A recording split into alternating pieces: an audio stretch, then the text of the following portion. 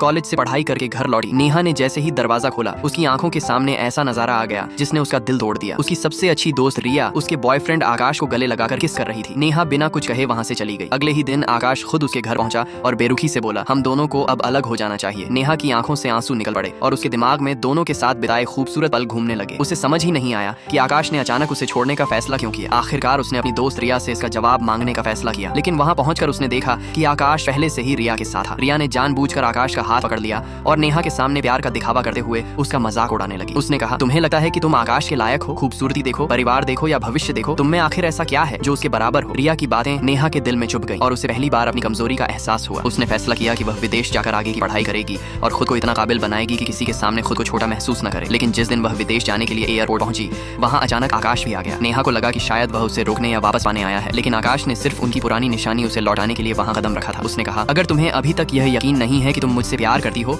या सिर्फ मुझे पसंद करती हो, तो क्या तुम एक वादा कर सकती हो कि मेरे प्यार में पड़ने से पहले किसी और को पसंद मत करना? ये सुनकर नेहा का दिल पूरी तरह टूट गया। उसने वह निशानी वहीं फेंक दी और बिना पीछे देखे एयरपोर्ट के अंदर चली गई। कई साल बाद नेहा अपनी पढ़ाई पूरी करके वापस भारत लौटी। घर में उसे वही खूबसूरत ड्रेस दिखाई दी जो कभी आकाश ने उसे दी थी और पुराने सारे पल उसकी आंखों के सामने घूम गए। आकाश ने कभी उससे कहा था, हमारे रिश्ते के बाद मैंने तुम्हें कभी ढंग से कोई तोहफा नहीं दिया, इसलिए इसे मेरा पहला गिफ्ट समझो। नेहा ने मुस्कुराकर कहा था, मुझे पसंद है। आकाश ने कहा था, अगली बार इसे पहनकर मुझे दिखाना। अब नेहा ने वही ड्रेस पहनकर कॉलेज के पुराने दोस्तों की पार्टी में जाने का फैसला किया। जैसे ही वह पार्टी में पहुंची, वहां मौजूद सभी लोग उसे देखकर हैरान रह गए। आकाश भी उसे देखते ही कुछ पल के लिए बिल्कुल खो गया। तभी नेहा ने दोनों की पुरानी यादों से जुड़ी वही धुन बजानी शुरू कर दी जिसे कभी दोनों साथ में पसंद करते थे। संगीत सुनते ही आकाश अपने जज्बातों को रोक नहीं पाया और धीरे धीरे नेहा की तरफ बढ़ने लगा। क्या इतने सालों बाद दोनों के बीच फिर से प्यार की शुरुआत होगी? लाइक सब्सक्राइब कर देना। भगवान आपकी मनोकामना पूर्ण करेगा।